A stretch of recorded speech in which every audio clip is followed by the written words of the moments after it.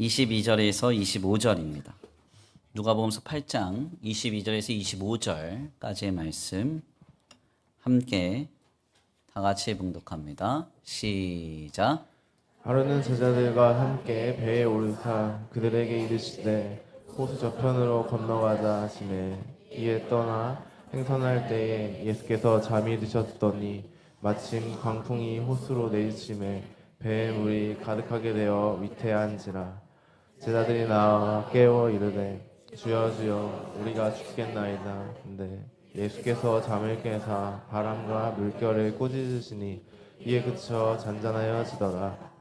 제자들에게 이르시되 너희 믿음이 어디 있느냐 하시니 그들이 두려워하고 놀랍게 여겨 서로 말하되 그가 누구이기에 바람과 물을 명하며 순종하는가 하더라. 아멘. 할렐루야. 아멘. 할렐루야. 아멘. 오늘도 하나님의 예비하신 은혜가 있는 줄 믿습니다. 귀한 시간 하나님의 은혜로 새롭게 되시고 하나님의 귀한 말씀 가운데 힘을 얻고 변화받는 귀한 시간 되시길 간절히 축원합니다. 다 같이 믿음으로 선포하겠습니다. 다 잘 되고 있습니다. 하나님께서 하십니다. 시작. 다 잘 되고 있습니다. 하나님께서 하십니다. 아멘. 다시 한번 믿음으로 선포합니다. 주님 앞에서 파도는 잔잔해집니다. 주님을 향한 믿음을 가집시다. 시작. 주님 앞에서 파도는 잔잔해집니다. 주님 앞에 믿음을 가집시다. 아멘. 오늘도 주님을 향한 믿음이 더욱더 충만하여지는 복된 주일 되시기를 간절히 축원합니다. 오늘은 귀한 시간 귀한 말씀을 통하여서 잔잔하여지더라 라는 제목으로 하나님의 귀한 말씀 함께 나누고자 합니다. 20세기 최고의 기독교 변증가 중에 한 사람이라고 불리는 C.S. 루이스라는 사람이 있습니다. 이 사람이 남긴 여러 편의 글 중에서 Meditation in a Toolshed라고 해서 도국 창고 안에서의 명상이라고 하는 짧은 글 한 편이 있습니다. 이 에세이를 들여다보면 실상 오늘 우리의 신앙생활에 굉장히 많은 깨달음을 주는 한 글이 고백이 전해지는데요. 그 내용이 이렇습니다. 제가 한번 읽어드릴게요. 나는 오늘 어두운 도구 창고 안에 서 있었다. 밖에는 햇살이 비치고 있었고 문 위쪽의 틈으로 한 줄기 햇살이 들어오고 있었다. 내가 서 있는 자리에서 그 빗줄기 속에는 먼지 알갱이들이 떠 있었고 그것이 창고 안에서 가장 눈에 띄는 것이었다. 다른 모든 것은 거의 완전히 어둠 속에 있었다. 나는 그 빗줄기를 보고 있었던 것이지 그 빛으로 사물을 보고 있었던 것은 아니었다. 그러나 내가 자리를 옮겨 그 빗줄기가 내 눈에 직접 닿게 되자 이전의 모든 모습은 사라졌다. 나는 더 이상 어두운 도구 창고도 빗줄기도 보지 못했다. 대신 문틈 사이로 문 밖에 나뭇잎이 흔들리는 모습과 그 너머 아득히 먼 태양을 보았다. 빗줄기는 보는 것과 그 빛을 따라 보는 것은 매우 다른 경험이다. 어떻습니까? 조금 어려운 내용인 것 같은데 상당히 인상적인 신앙의 인사이트를 우리에게 전해주고 있죠. 20세기 대표적인 이 기독교 변증가인 루이스는 매우 분명하게도 신앙과 진리를 이해하는 두 가지 관점, 즉 그러니까 looking at 이라고 하는 관찰과 참여라고 하는 looking along의 차이를 매우 압축적으로 그의 경험을 통해 전해주고 있습니다. 어두운 도구 창고라는 것은 죄와 악으로 가득 찬 우리 자신과 우리의 삶의 자리를 은유한다고 해보면요. 이렇게 죄와 악으로 가득 찬 환경과 조건 속에서는 무엇을 보고 무엇을 관찰하려 한다 할지라도 더 나아가 무엇을 해석하며 무엇에 반응하려 한다 할지라도 다 어두움 뿐입니다. 그렇죠? 캄캄한 어두운 그런 방 안에 홀로 앉아서 여기저기를 봐도 다 어둠 뿐이에요. 그 어둠을 통해서 해석하고 어둠을 투영해서 반응할 수밖에 없는 것이죠. 그런데 바로 이러한 상태의 우리에게 주님의 은혜가 한 줄기 빛으로 비쳐 들어온다는 겁니다. 그러면 어떤 일이 벌어지죠? 그 빛으로 들어온 그 빛으로 인해서 어둠에 가려져 있던 것들이 새롭게 보여지기 시작합니다. 루이스도 말하잖아요. 제일 먼저 보였던 게 뭐라고 그래요? 떠다니는 먼지들이었다. 그렇게 먼지가 많은지 몰랐다는 거예요. 그런데 빛이 들어오니까 먼지가 보이기 시작해요. 빛이 들어오니까 보이지 않았던 것들이 발견되고 해석이 되기 시작하는 것이죠. 그러니까 주님의 은혜가 우리에게 임하면 그동안 깨닫지 못했던 죄악된 자기 자신의 상태를 깨닫게 되고요. 그동안 보지 못했던 수많은 죄악의 현장을 발견하게 되고요. 그리고 그 새롭게 들어온 빛을 통해서 그 안에 있는 우리 자신을 반응하며 해석하며 살아가게 되는 겁니다. C.S. 루이스는 이 은혜의 차원은 looking at, 그러니까 관찰의 차원이라고 말합니다. 그런데 이 루이스는 여기서 한 걸음 더 나아가야 된다는 거예요. 우리의 신앙의 차원이 여기 머물면 안 된다는 겁니다. 그것이 무엇이냐? 그 빛이 들어온 곳으로 우리의 눈을 가지고 가는 looking alone, 그러니까 참여의 과정. 쉽게 말하면 그 빛이 들어온 그 세계에 자신이 참여하여서 체험하는 그 어떤 은혜의 차원에 우리가 이르러야 된다고 말합니다. 가만 한번 생각해 보세요. 어두운 곳에 갇혀 있었는데 갑자기 느닷없이 빛이 한 군데서 막 뿜어져 들어오기 시작합니다. 그러면 그 빛을 통해서 내가의 주변을 돌아보고 나를 발견하고 하다가 내가 그 빛이 들어오는 구멍에 내 눈을 가져대는 그 순간 어떤 변화가 일어나요? 루이스의 표현처럼 빛이 들어온 구멍에 내 눈을 가져대는 순간에 더 이상 어둠은 보이지 않는다는 것이죠. 찬란한 빛으로 가득한 그 빛의 세계가 눈앞에 펼쳐지고 아름다운 나뭇잎이 흔들리는 것이 보여지고 빛으로 가득한 태양이 가득한 것을 보게 되죠. 바로 오늘 우리가 이러한 은혜의 차원에 이르러야 된다고 루이스는 말하고 있는 겁니다. 실상 이 놀라운 은혜의 성장과 성숙은 오직 전적으로 하나님께서 이뤄가시는 여정입니다. 우리가 애를 쓰고 우리가 노력해서 우리가 빛이 들어온 그곳으로 내가 향하리라 아무리 의지적으로 한다고 해서 가능하지 않죠. 다만 주님께서 은혜를 베풀어 주셔서 우리 안에 성령으로 역동하셔야 내가 빛을 관찰하는 차원에서 빛에 참여하여 빛을 경험하는 차원에 이르러야 되겠구나 하고 내 눈을 빛이 들어온 그곳으로 가져가게 되는 겁니다.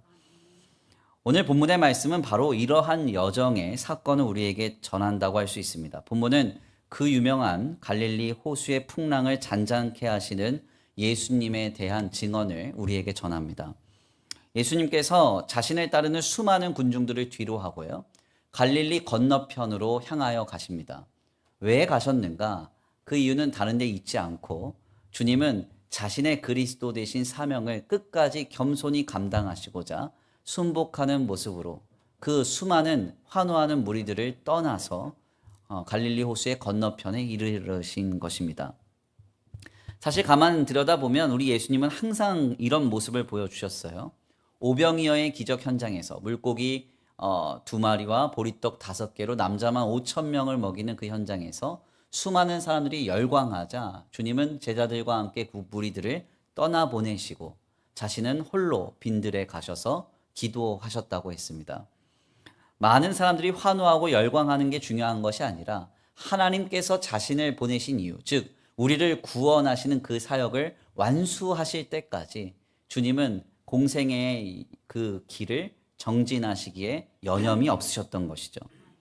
바로 이러한 현장 속에서 주님은 갈릴리 건너편으로 제자들과 함께 배를 타고 떠나십니다. 그 현장에서 느닷없이 풍랑이 찾아온 거예요. 우리는 이 본문 말씀을 들여다보면서 여러 가지 방향에서 질문을 하게 되죠. 먼저 첫 번째로는 왜 주님은 갈릴리 호수를 지나는 배에서 주무시는가 하는 겁니다. 주님이 가자고 하셨잖아요. 그러니까 주님이 깨어서 제자들을 지켜주고 인도해 주셔야 되는데 주님은 말씀을 보니까 배에 승선하시자마자 바로 주무셨다고 성경이 말합니다. 두 번째로 우리에게 찾아오는 질문은 그렇다면 제자들은 왜 죽게 되어서야 예수님께 달려갔을까? 조그만한 바람이 불 때 이거 배가 좀 이상하다 싶으면 바로 주님께 달려가면 좋은데 거의 죽게 됐을 때 주님 우리가 죽겠습니다 이러면서 예수님께 달려갔습니다. 이 모습도 의아하다는 거죠. 더 나아가 예수님은 풍랑을 잔잔케 하시고 나자마자 제자들을 향하여 너희가 어찌하여 믿음이 없느냐? 너희 믿음은 어디 있느냐? 이렇게 말씀하셨습니다. 그러니까 왜 믿음 없음을 지적하셨을까? 이렇게 우리가 질문해 볼 수 있다는 거예요. 우리는 여기에 대해서 많은 인사이트를 해석으로 찾아볼 수 있죠. 그렇지만 우리가 본문 말씀을 좀 잘 들여다보면서 이 본문에 대한 바른 이해의 그 방향을 말씀이 증거하는 내용을 토대로 좀 생각해 보려고 합니다. 오늘 본문 말씀 25절 말씀을 보면 주님께서 풍랑을 잔잔케 하신 뒤에 제자들에게 하신 말씀과 그 말씀 직후에 제자들이 보인 반응이 있습니다. 그 반응을 한번 읽어볼게요. 25절입니다. 우리 함께 다 같이 봉독합니다. 시작. 제자들에게 이르시되 너희 믿음이 어디 있느냐 하시니 그들이 두려워하고 놀랍게 여겨 서로 말하되 그가 누구이기에 바람과 물을 명함에 순종하는가 하더라. 아멘. 지금 예수님께서 풍랑을 잔잔케 하시고 나서 바로 제자들에게 하신 말씀은 너희의 믿음이 어디 있느냐? 그러니까 믿음을 지적하셨습니다. 그리고 이 지적에 제자들은 우리 예수님이 누구시기에 바람과 물도 순종하는가? 이렇게 답했습니다. 그러니까 우리가 잘 들여다보면 이 본문의 사건은 지금 제자들의 믿음에 관련된 사건이라는 거죠. 어떤 제자들의 믿음을 주님이 성장시키시고 세워가시는 여정에서 생겨난 사건이라는 겁니다. 단순히 풍랑이 사그러든 기적을 전하려 함이 아니라 더 나아가 어떤 제자들의 특별한 체험을 증거하려고 함이 아니라 이 내용 속에서 주님이 관심을 갖고 있었던 것은 제자들의 믿음이었다는 거예요. 제가 사실 이 본문 말씀을 읽을 때마다 떠오르는 한 편의 그림이 있습니다. 렘브란트라고 하는 이 화가가 그린 갈릴리 호수에서 풍랑을 만난 그리스도라는 그림이 있습니다. 저 그림인데 저 그림 보면 상당히 인상적이죠. 풍랑을 만나자마자 13사람이 어떻게 대처하고 있는가가 나타나요. 12명의 사람들은 각기 그 풍랑에 대처를 합니다. 끊어진 닷줄을 이으려는 사람이 있고요. 파도에 휩쓸리지 않으려고 기둥을 꽉 붙드는 사람이 있습니다. 그리고 바닥에 넘쳐 들어온 물을 퍼내는 사람도 있고, 기도하는 사람도 있고, 배전을 붙잡고 배멀미하는 사람도 있고, 노를 쥐고 있지만 젖지 않는 사람도 있습니다.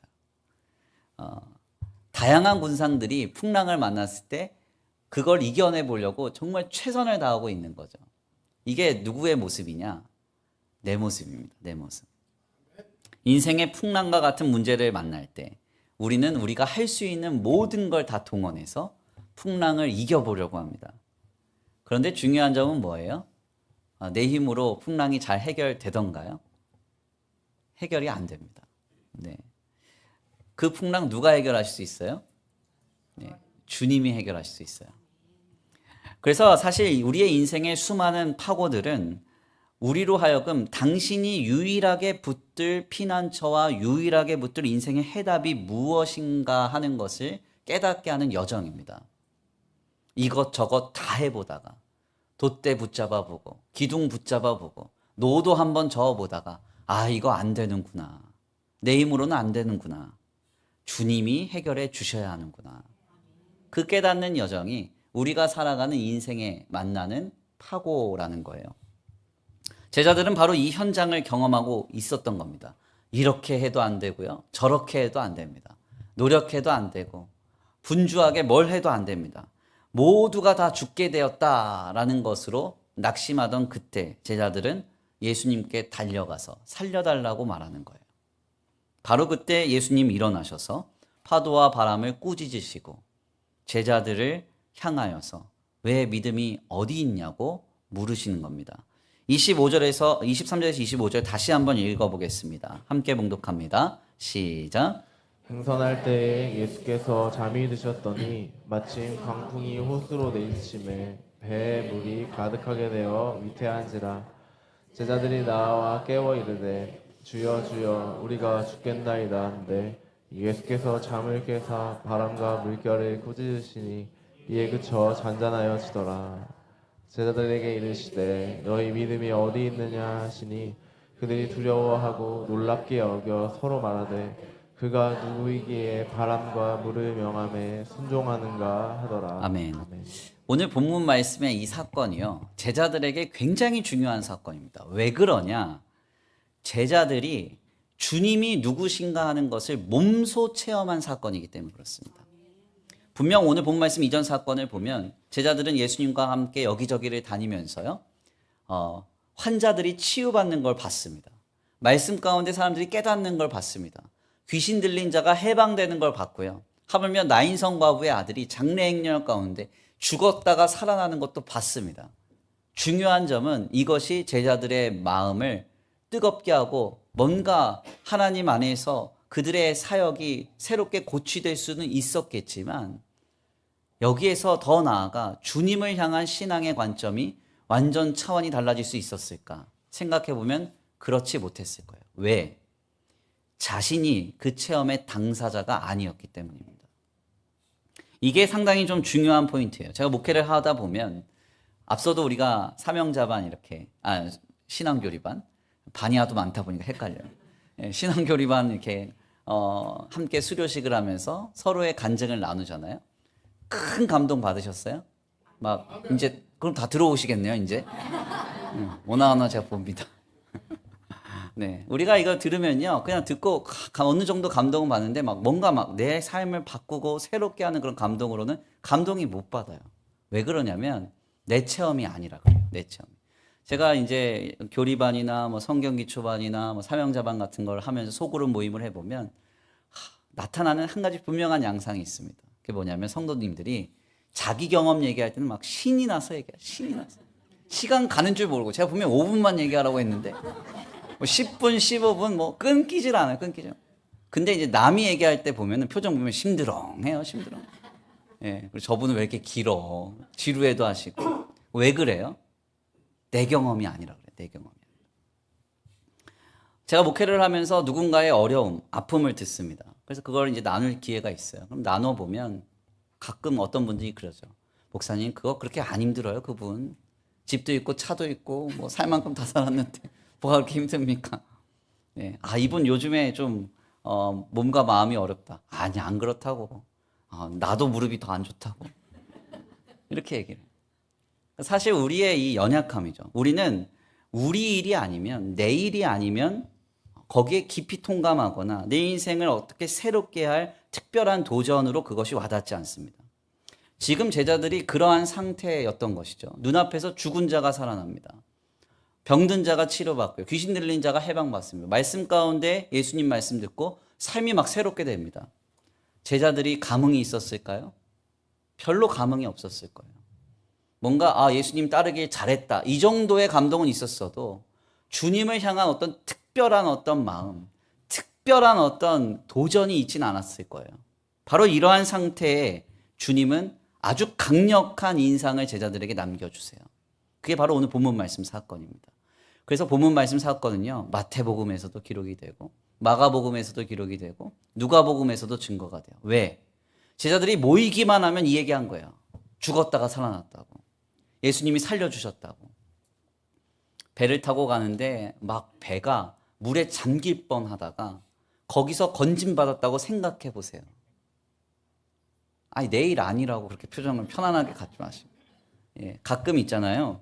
울릉도 가시다가 날씨 잘못 만나서 죽을 뻔한 경험하신 분들 얘기 들면요, 심각합니다. 이건 뭐 내리지도 못하고 도망갈 수도 없고 사면이 다 바다인데 어떻게 할 수가 없는 거예요. 근데 가다 보니까 일기가 안 좋아서 막 파도가 치기 시작하는데 너무너무 힘들었다고. 근데 이건 그때랑 비교가 안 되죠. 본문 말씀에서 뭐라고 해요? 죽게 되었다 그러잖아요. 죽게 되었다. 정말 심각한 상황입니다. 바로 여기에서 제자들이 지금 건짐을 받은 거예요. 어떻게 보면 설교 서두에 나눈 바와 같이 어둠 속에서 빛이 비춰서 그 빛이 하는 일을 바라보면서 관찰만 하다가 이제는 그 빛이 나오는 구멍에 자신의 눈을 대고 그 빛을 친히 경험하는, 빛이 하시는 일의 사역에 참여하는 자가 되는 것이죠. 그 주님을 경험하는 자가 되는 거예요. 그래서 이 일을 통해서 제자들이 뭐라고 고백합니까? 다시 한번 25절요. 함께 봉독합니다. 시작. 그에게 이르시되 너희 믿음이 어디 있느냐 하시니 그들이 두려워하고 놀랍게 여겨 서로 말하되 그가 누구이기에 바람과 물의 명함에 순종하는가 하더라. 아멘. 우리가 25절 말씀 잘 들여다보세요. 지금 제자들이 뭐라고 말해요? 그가 누구이기에 이러잖아요. 그럼 이것을 거꾸로 반추해 보면 어떤 의미를 우리가 확인할 수 있습니까? 그 전에 죽은 자가 살아나는 그 상황 속에서도 주님이 누구이신지 몰랐다는 거예요. 그냥 살아났구나. 내 일이 아니니까요. 치료 받았구나. 아, 해방 받았구나. 귀신 나갔구나. 그러고 말았다는 거예요. 그런데 죽을 뻔한 위기에서 살아나니까 아, 만왕의 왕이시고 만주의 주이신 그리스도가 여기 계시는구나. 깨닫는 것이죠. 단순히 말씀을 가르치는 선생이나 병을 치유하는 회복자나 앞으로의 일을 예견하는 선지자 수준이 아니라 하나님께서 보내신 유일한 그리스도로서의 주님을 보게 되는 것입니다. 정리를 하자면 풍랑의 사건은 제자들로 하여금 예수님께 대한 믿음을 더욱더 성장시키는 역사의 현장이었다는 거예요. 저는 오늘 귀한 말씀을 통해서 우리 모두도 인생의 여러 파고를 만날 때 우리의 믿음을 성장시키시는 여정으로서 그 놀라운 삶을 아름답게 믿음으로 승리하시기 간절히 축원합니다. 우리는 지금 죄와 악으로 가득 찬 우리의 삶에 주님이 빛을 비출 때 그 빛이 하시는 일을 관찰하는 차원에서 벗어나야 돼요. 루킹에 단순히 빛이 이런 일을 하는구나. 주님이 이런 일을 하시는구나. 관찰하는 차원에서 벗어나서요. 이제는 주님이 하시는 일에 루킹 얼론 참여하는 차원으로 나아가니 주님을 경험하셔야 된다는 거예요. 주님의 역사와 주님의 은혜가 나의 체험이 되어서 우리의 믿음이 날로 성장해 가야 한다는 것이죠. 내 눈앞에서 누군가가 은혜로 문제를 해결받고 병이 낫고 우리 교회를 통해서 아니면 많은 교역자들과 특별한 어떤 교회 안의 리더십들을 통해서 하나님이 일해 가시는구나. 관찰하지 말고 주님이 하시는 일의 당사자가 되어서 하나님이 하시는 그 일을 누리며 체험해야 한다는 것이죠. 그렇다면 우리가 어떻게 이러한 믿음의 차원에 이를 것인가? 그 해답은 매우 간단해요. 이것은 우리의 몫은 아닙니다. 내 의지나 내 노력으로 내가 체험해야지. 내가 끌고 가야지. 내 눈 가지고 가야지. 해서 되는 일이 아니에요. 주님이 우리에게 하시는 일입니다. 다만 우리가 본문 말씀을 통해서 확인할 것은 주님께서 우리를 믿음으로 성숙시켜 가실 때 은혜로 우리를 초청하신다는 거예요. 그 초청의 자리에서 나타나는 섭리가 본문 말씀에서 발견이 된다는 겁니다. 이것은 크게 세 가지로 우리에게 확인이 되는데요. 먼저 첫 번째로 본문 말씀에서 중요한 상황의 전제가 하나 있습니다. 그게 뭐냐면 예수님께서 갈릴리 호수 건너편으로 건너가자고 말씀하셨다는 거예요. 제자들이요. 사람들이 너무 많습니다. 목사님 정신이 없네요. 우리 여기를 피해서 반대편으로 갑시다. 해서 예수님 끌고 배 타고 건너편으로 가는 게 아니라 예수님이 제자들에게 건너편으로 가자 하셨어요. 그러면 건너가는 중에 풍랑을 만날 줄을 우리 예수님 아셨을까요? 몰랐을까요? 네. 표정들을 보니까 확신이 없으신데 네. 다 아셨죠? 아셨는데 왜 가자 하셨어요? 그 풍랑을 만나야만 제자들이 예수님을 바라보는 시각이 달라지기 때문에 그렇습니다. 그러니까 우리가 이걸 항상 기억해야 돼요. 주님이 가자 하신 그 길에 풍랑을 만나고 고단하다고 하면 이유가 있는 거예요. 누구를 위한 이유? 나를 위한 이유가 있는 겁니다. 두 번째로 중요한 상황의 전제는 예수님께서 심각한 상황에 이를 때까지 주무시고 계셨다는 거예요. 굉장히 중요한 두 번째 포인트입니다. 제자들이 풍랑을 만났을 때 모든 것을 동원해서 풍랑을 극복하고자 했을 겁니다. 배가 막 풍랑을 만나서 잠기려고 하는데 배가 고요할까요? 시끄러울까요? 엄청 시끄러웠을 거예요. 근데 주님이 깊이 주무셨어요. 일어나실 생각이 없어요. 그럼 여기서 떠오르는 의문, 우리 주님은 잠이 많으셨구나. 낮잠을 심각하게 많이 주무시는구나. 이렇게 생각하면 곤란해요. 그렇지 않죠? 왜 그렇게까지 주무셨을까를 생각해야 돼요. 바로 그것은 제자들이 풍랑에 완전히 항복해서 주님 밖에는 해결할 자가 없습니다. 이 고백이 나올 때까지 주님 주무신 거예요. 우리의 생리를 이미 다 알고 있는 거죠. 우리는 하나님 아닌 다른 것을 붙들 힘이 있을 때 전심으로 주님 의지하지 않습니다. 예. 조금이라도 내 인간적인 힘이 남아있고, 물질 힘이 남아있고, 그래도 내가 내가 여태까지 살아왔던 길이 있는데, 그래도 내가 이렇게 무너지지 않지. 주님 앞에 전적으로 나가지 않아요. 하나님 앞에 전심으로 나가는 사람의 특징. 주님밖에 해답이 없으면 그렇게 나오시게 되어 있어요. 그래서 주님은 이것을 아시고 제자들이 극한의 상황까지 몰리기를 기다리셨던 겁니다. 마지막으로 중요한 대전제는 예수님은 결국 나타나 도우셨다는 거예요. 풍랑이 일어서 제자들이 망하지 않았어요. 풍랑이 일어서 배가 파손됐다고 성경에서 말하고 있지 않아요. 주님은 결국 나타나 도우셨고 아무 일 없이 주님이 가자 하신 그곳으로 배를 이르게 하셨습니다. 바로 우리의 인생에 만나는 파고의 결국은 정해져 있다는 거예요. 우리는 이 본문 말씀을 통해서 우리의 믿음의 신장과 성숙을 이루는 도전을 세 가지로 얻게 돼요. 먼저 첫 번째로 우리는 우리의 인생의 출발점이 내가 아님을 깨달아야 됩니다. 내가 좋아서 내가 시작한 내 인생 아닙니다. 저 하늘에서 보시고 아 그래 나는 수원에서 태어나야지. 그러다가 잘못 가가지고 뭐 평양 이런 데 가면 큰일 나잖아요. 네. 뭐 그렇게 해서 우리가 이 땅의 삶을 시작하신 분 아무도 없어요. 그렇죠? 주님이 시작하셔서 주님이 영위하게 하시고 주님이 오라 하시면 가는 게 우리의 삶이죠. 주님이 가자고 하신 그 길에 우리의 삶에 엄혹한 풍랑이 다가왔다는 것은 주님이 시작하시고 주님이 영위케 하시고 주님이 마치시는 그 여정에서 주님이 우리의 삶을 책임지신다는 믿음이 있어야 한다는 겁니다. 로마서의 고백과도 같죠. 이는 만물이 주에게서 나오고 주로 말미암고 주께로 돌아감이라. 아멘입니까? 그러므로 우리의 삶에 엄혹한 풍랑이 다가올 때 마음이 무너지지 않길 원합니다. 낙심하지 않길 원해요. 또한 우리는 우리 본문 말씀을 통해서 두 번째 도전을 받게 돼요. 우리의 인생의 심각한 문제가 우리의 믿음을 더욱 강하게 할 기회라는 사실을 기억해야 한다는 겁니다. 우리의 주변을 좀 보시면 저분은 참 믿음이 굳건해. 참 신앙이 좋아. 뜨거워 하시는 분들이 있죠. 있어요. 있죠. 네, 그분들의 특징이 뭡니까? 그분들의 특징?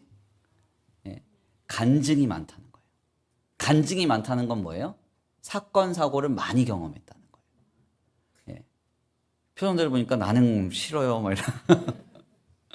네. 그러니까 간증이 많은 분들이, 이 체험이 많은 분들이 믿음이 굳건해요. 뜨겁습니다. 그러니까 우리 장로님들께서 지난주에 이제 수료한 이제 사명자반에서 4분이나 장로님들이 참석했어요. 함께 공부하고 교제를 하는데 한 분 한 분 장로님들의 간증이 참 은혜가 넘쳤습니다. 그래서 어떤 분이 저한테 찾아와서 그러시더라고요.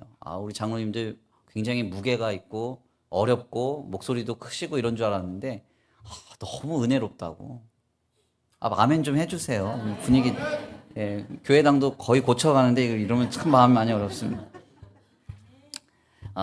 장로님들이 막 사연을 얘기하셨거든요. 어떤 장로님은 자녀의 큰 사고로 인해서 믿음을 갖게 되신 이야기를 들려주셨어요. 암투병으로 자신의 신앙을 세워갔던 이야기도 들려주셨습니다. 건강검진을 받으셨는데 대장내시경 사고로 장에 천공이 생겨서 어려움 가운데 있으셨던 이야기도 들려주셨어요. 많은 이야기를 했는데 제가 다 말할 수는 없고 그런 이야기 하나하나를 들으면서 다시금 깨닫는 것. 인생의 큰 시련은 우리의 믿음을 더 단단하게 하는구나. 아멘입니까? 그러니까 우리는 우리의 삶에 어떤 막힘, 풍랑이 다가올 때 우리는 그것을 바라보는 시각을 바꿔야 돼요. 저 문제가 내 인생 막는구나가 아니라 우리의 믿음이 굳건하여질 기회가 찾아왔다. 아멘. 마지막으로 오늘 우리는 우리의 인생의 위기의 결과가 정하여져 있음을 확신해야 합니다. 시편 기자가 말하죠. 내 영혼아 내가 어찌하여 두려워하며 불안해하는가. 너는 하나님께 소망을 두라. 주님이 나타나 도우심으로 내가 하나님을 찬양하리로다. 시편 기자가 말합니다. 이 고백이 얼마나 중요한지 여러 번 반복을 하고요. 두 편의 시편을 연거푸 띄어가면서 이 시편이 계속 고백이 됩니다. 무슨 말이냐? 내 영혼아 내가 어찌하여 불안해하며 염려하느냐 두려워하느냐. 너는 하나님께 소망을 두라. 그가 나타나 도우신다는 거예요. 반드시 도우셔서 주님을 찬양할 날이 있다는 겁니다. 그러니까 우리의 결국은 정해져 있다는 것이죠. 풍랑이 찾아올 때 우리는 망하지 않습니다. 이 풍랑은 우리를 어렵게 하고 근심하기 위한 풍랑이 아니라는 거예요. 주님이 나의 믿음을 세우시고 나의 삶을 통해서 하나님의 살아계심을 경험하게 하시는 거룩한 체험임을 믿고 바라야 한다는 겁니다. 저도 요즘에 풍랑을 지나고 있습니다. 무슨 풍랑을 지났느냐? 예배당 건축의 풍랑을 지나고 있습니다. 뭐 서재에 앉아 있으면 앉아 있을 시간이 없습니다. 그래서 자꾸 뭐 이거 봐라 그러고 뭐 좀 봐달라 그러고 제가 뭐 볼 줄 아는 게 없습니다. 제가 생각보다 달란트가 많이 없습니다. 표현들 보니까 그럴 줄 알았다는 듯이 보시면 마음이 어렵지만, 그래서 또 이거 뭐 하나 결정하고 나면 이게 막 10년 동안 말 나올 거 아니에요? 목사님이 왜 이걸 여기에 달았지? 막 이러실 거 아닙니까? 그러니까 얼마나 이게 힘든지 몰라요. 뭐 정신없이 하루하루를 지내고 있어요. 뭐 물질적으로도 그렇고, 과정적으로도 그렇고, 사람적으로도 참 많이 어렵습니다. 그런데 어떤 목사님이 저한테 그러시더라고요. 김 목사님, 이번 건축이 마무리되고 나면 목사님의 신앙의 차원이 달라질 겁니다. 저한테 그러셔요. 저는 이 말이 제게 그리고 우리 교회에 확실하게 이루어질 걸 믿습니다. 사실 우리 교회 지금 하는 이 건축의 이 과정이요, 누군가의 주도나 누군가의 어떤 특별함으로 막 시작된 게 아닙니다. 기도하면서 하나하나 걸음을 밟다 보니까 여기까지 왔어요. 그래서 어떻게 이게 진행이 되고 있는지 잘 모르겠습니다. 분명한 것은 하나님이 시작하셨고 하나님이 주도하시고 주님이 마치실 겁니다. 이 여정을 지나서 우리 성도들의 믿음은 더 굳건해지고 저도 신앙으로 더 아름답게 세워져 가리라고 믿습니다. 그리고 더 나아가 결정적으로 어려울 때 하나님이 나타나 도와주실 거예요. 그러니까 너무 부담 갖지 마십시오. 하나님이 역사해 주십니다. 물론 이렇게 믿고 다 아는데 상당히 마음은 어렵죠. 저도 이 믿음으로 살아가기가 쉽지가 않습니다. 그래서 설교를 준비하는데 마음이 많이 어렵더라고요. 주님, 건축의 풍랑이 저를 쥐고 흔드는데 어렵습니다. 그러면서 제가 이런 고백을 했어요. 주님, 풍랑 속에서 주님을 믿고 나의 믿음을 더욱 굳건하게 하실 하나님을 신뢰하라고 하시는데 제 믿음은 늘 부족하고 제 마음은 늘 전쟁입니다. 정신이 없습니다. 힘이 듭니다. 그러고 있었습니다. 그런데 그때 주님이 저한테 확 눈에 띄게 하신 말씀이 있었어요. 오늘 본 말씀 24절인데 이해하기 쉽도록 표준 세번역 성경으로 함께 봉독해 보겠습니다. 24절 말씀 함께 봉독합니다. 시작. 그래서 제자들은 다가가서 예수를 깨우고 선생님 우리가 죽게 되었습니다 하고 말하였다. 예수께서 깨어나서 바람과 성난 물결을 끄짖으시니 바람과 물결이 곧 그치고 잔잔해졌다. 아멘. 아멘. 제가 이 본문 말씀을 읽는데 이 부분이 눈에 띈 거예요. 제자들이 다가가서. 그래서 제자들이 다가가서. 이게 마음에 확 와닿는 겁니다. 여기서 우리말 다가가서로 번역된 프로셀톤테스라는 이 말은 우리말 이제 누구누구에게라는 프로스와 오다 이동하다라는 말 에르코마이의 합성어입니다. 그래서 이것은 실상 어떤 목적을 가지고 신중하게 그리고 아주 정중하게 다가가는 방향을 이야기를 해요. 그냥 가는 게 아니라 어떤 목적을 가지고 신중하게 다가갈 때 이 표현을 사용하는 겁니다. 여기에서 제게 깨달아지는 은혜가 있었어요. 주님이 가라고 하신 그 길이에요. 거기서 풍랑 만났어요. 믿음이 이 과정에서 굳건하여질 겁니다. 결정적일 때 주님 도와줄 거예요. 그런데 내 마음은 힘들어. 그럼 어떻게 해야 돼요? 주님께 신중하게, 정중하게 주님께 가까이 가면 되는 거죠. 주님께 다가가야 되겠구나. 힘드니까, 어려우니까요. 낙심되니까 주님을 의지하고 붙드는 것입니다. 오늘 이 주일 예배 가운데 우리 성도들 혹시 인생의 풍랑을 경험하고 계시는 분들이 계실지 모르겠습니다. 세 가지를 기억하세요. 내 인생 시작하신 분 주님이십니다. 이 풍랑 지나면 우리의 믿음은 더 굳세게 될 거예요. 그리고 주님은 결국 나타나 도우실 겁니다. 이 믿음을 알고 믿고 있지만 그럼에도 불구하고 마음이 고단하고 힘겹다면 프로셀톤테스, 지금 주님께 겸손히 가까이 나아가 보십시오. 예레미야 선지자는 말합니다. 주께서 인생으로 하여금 고단하게 하시며 근심하게 하시면 그의 본심이 아니시로다. 사람이 여호와를 바라고 잠잠히 기다림이 좋도다. 여호와의 말씀이니라. 너희를 향한 나의 생각을 내가 아나니 평안이요 재앙이 아니니라. 너희에게 미래와 희망을 주는 것이니라. 아멘입니까? 우리가 믿는 주님, 이런 주님이세요. 우리가 만난 풍랑, 우리를 망하게 하시기 위해서, 낙심시키기 위해서 불게 하신 풍랑이 아닙니다. 우리의 믿음을 굳게 세워가시는 이 여정을 우리 모두가 힘써 걸어갈 수 있게 되기를 간절히 축원합니다. 우리 이 시간 귀한 말씀 붙잡고 함께 기도하겠습니다. 우리 찬양으로 함께 결단하겠는데요. 찬양의 가사를 생각하시면서 함께 고백합니다. 거친 길 위를 걸어갈 때도 찬양합니다. 오늘 주님 우리에게 말씀하십니다. 내 영혼아, 내가 어찌하여 두려워하며 불안해하느냐. 너는 내 하나님께 소망을 두라.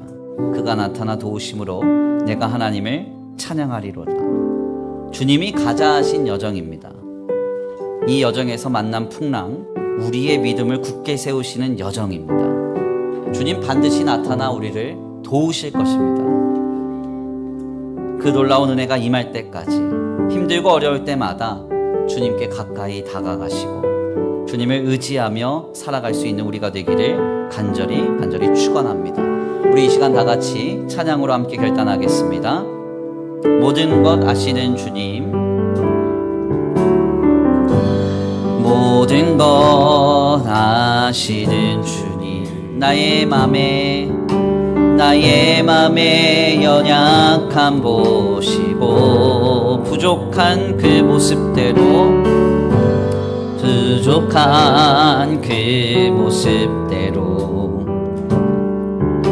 주님 마음에 새겨주시네. 주님께 토로한 마음, 주님께 토로한 마음 하나하나 헤아려 주시니, 하나하나 헤아려 주시니 그 마음 그 아픔들을, 그 마음 그 아픔들을 주님 손으로 품어주시네. 거친 길 위를 걸어갈 때도, 거친 길 위를 걸어갈 때도, 험한 산이 앞을 막아도 빛 대신 주님의 두 손이 나를 붙드네. 주의 마음에 닿은 내 삶에 점이 슬픔을 씻으시는 주님을 찬양, 주 이름을 찬양하네. 다시 한번 고백합니다. 모든 것 아시는 주님, 모든 것 아시는 주, 나의 연약함을 보십니다. 나의 맘의 연약함 보시고 부족한 그 모습 그대로, 부족한 그 모습대로 주님 마음에 새겨주시네. 주님께 토로한 마음, 주님께 토로한 마음 하나하나 헤아려 주시니, 하나하나 헤아려 주시니 그 마음 그 아픔들을, 그 마음 그 아픔들을 주님 손으로 품어주십니다. 주님 손으로 품어주시네. 아멘 아멘. 거친 길 위를 걸어갈 때도, 험한 산이 앞을 막아도 대신 주님의 두 손이 나를 붙드네. 주의 마음에 닿은 내 삶에 점이 슬픔을 씻으시는 주님을 찬양, 주님을 찬양, 주 이름을 찬양한 거친 길 위를 걸어갈 때도, 거친 길 위를 걸어갈 때도, 험한 산이 앞을 막아도 빛 대신 주님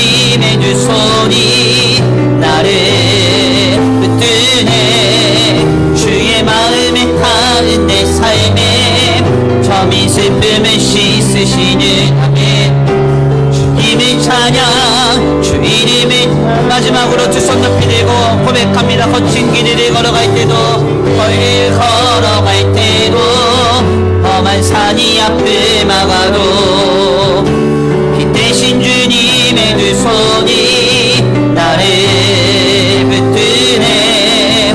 주의 마음에 닿은 내 삶에 점이 슬픔을 씻으시는 주님의 찬양, 주 이름을 찬양하네. 아멘. 우리 이 시간 함께 기도하기 원합니다. 하나님, 그렇습니다.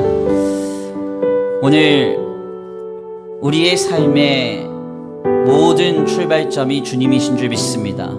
주님이 가자 하셨으니 주님과 함께 동행하는 길에서 만나는 모든 풍랑, 나의 믿음을 더욱더 굳건하게 하시고 주님을 체험함으로 우리의 신앙을 더 단단하게 하실 주님의 역사의 여정인 줄 믿습니다.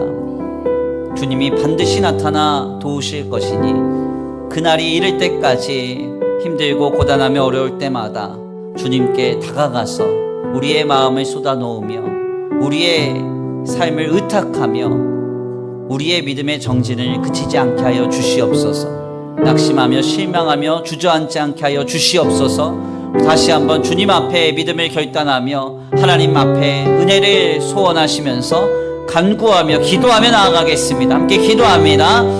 사랑과 은혜가 많으신 하나님 감사합니다. 오늘 귀한 자리로 주님 앞에 나와 하나님의 귀한 말씀을 상고하게 하시니 감사합니다. 주님, 그렇습니다. 우리의 마음이, 우리의 생각이, 우리의 중심이 하나님께로 온전히 향하여지기를 원합니다.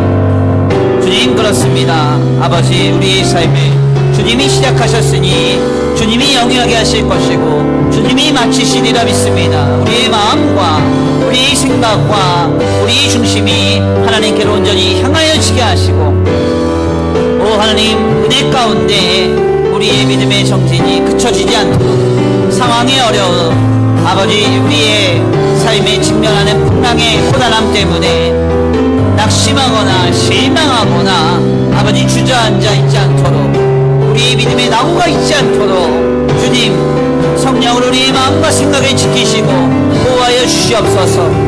주님이 가자 하신 이 길입니다. 주님이 가자 하셨으니 우리가 경험하는 모든 풍랑도 우리의 신앙을 굳건하게 하시는 하나님의 역사의 여정인 줄 믿습니다.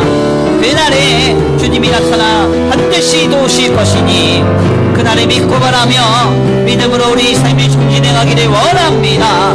우리의 믿음이 그치지 않기를 원합니다. 우리의 신앙이 그치지 않기를 원합니다. 아버지 주여, 우리의 삶을, 우리의 믿음을 붙잡아 주시고 하나님 하시는 일을 관찰하는 것이 아니라 주님이 내게 역사하시는 그 여정을 경험하는 우리의 삶이 되게 하여 주시옵소서. 풍랑 속에서 건지시며 우리의 삶의 유일한 해답과 구원이 되시는 주님의 역사를 우리 모두가 누리게 하여 주시옵소서. 주님 도우실 줄 믿습니다. 역사하실 줄 믿습니다. 인도하실 줄 믿습니다. 거친 길을 걸어갈 때도 험한 산이 앞을 막아도 대신 주님의 두 손이 나를 붙드네. 주의 마음을 닿은 내 삶에 점이 슬픔을 씻으시는 주님의 찬양, 주 이름을 찬양하네. 거친 길을 걸어갈 때도 험한 산이 앞을 막아도 두 손이 나를 붙드네. 주의 마음에 닿은 내 삶에 점이 슬픔을 씻으시는 주님의 찬양, 주 이름을 찬양하네. 아멘, 아멘. 하나님 감사합니다. 오늘 귀한 자리로 주님 인도하여 주셔서 이 시간 주님 앞에 귀한 말씀 깨닫게 하시니 감사합니다. 그렇습니다. 우리의 삶이 내가 좋아서 내가 시작한 내 삶이 아니라 하나님의 작정과 섭리 가운데 주님이 시작하셔서 주님이 영위케 하시고 결국 주님께 돌아가게 하실 삶임을 말씀을 통하여 깨닫게 하시니 감사합니다. 이 여정의 길에서 우리가 풍랑을 만날 때 그 모든 풍랑은 우리를 낙심시키며 근심시키며 나곡해 하기 위한 풍랑이 아니라 우리의 믿음을 더 굳건하게 하시는 하나님의 은혜의 여정임을 말씀을 통해 깨닫습니다. 주님, 이 여정에 주님 반드시 찾아오셔서 우리를 도우사 구원하시리라 믿사오니 주여, 그 놀라운 역사가 우리에게 이를 때까지 우리의 신앙의 정진을 그치지 않을 수 있도록 우리의 마음과 우리의 생각을 붙잡아 주시옵소서. 오늘 귀한 주일 주님 앞에 나와 예배하고 돌아갑니다. 한 주간의 삶을 주님께 의탁하오니 삶의 순간순간 주님 함께하여 주시옵시되 주님이 도우사 주님이 역사하시는 놀라운 은혜를 경험하는 복된 한 주간 되도록 주님께서 한 주간의 삶에 지키시고 보호하시며 인도하여 주시옵소서. 이 시간 하나님 앞에 귀한 예물 올려드립니다. 이 예물이 쓰여지는 곳곳마다 영혼과 생명이 살아나게 하여 주시옵시되 주님, 쓸 것을 쓰지 아니하고 생명과도 같은 물질을 주님께 드립니다. 이것이 하나님 앞에 상달되어 영혼이 살아나고 생명이 살아나며 주님의 나라와 주님의 복음이 증거되는데 쓰임받는 거룩한 예물 되도록 주님 드려진 손길 위에 복의 복을 내려 주시옵소서.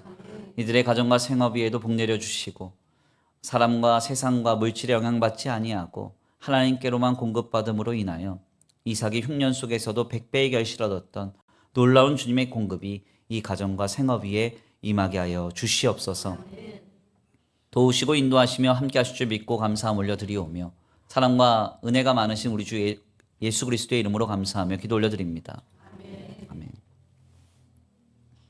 이제는 우리 주 예수 그리스도의 은혜와 성부 하나님의 극진하신 사랑하심과 성령 하나님의 내주교통하심이 오늘 귀한 말씀 가운데 깨닫고 인생의 수많은 풍랑 가운데서도 주님께서 반드시 나타나 도우실 것을 믿고 바라며 그날을 소망하고 기대하면서 믿음의 정진을 그치지 않기로 결단하는 모든 성도들 머리머리 위에 이제로부터 영원토록 함께 있을지어다.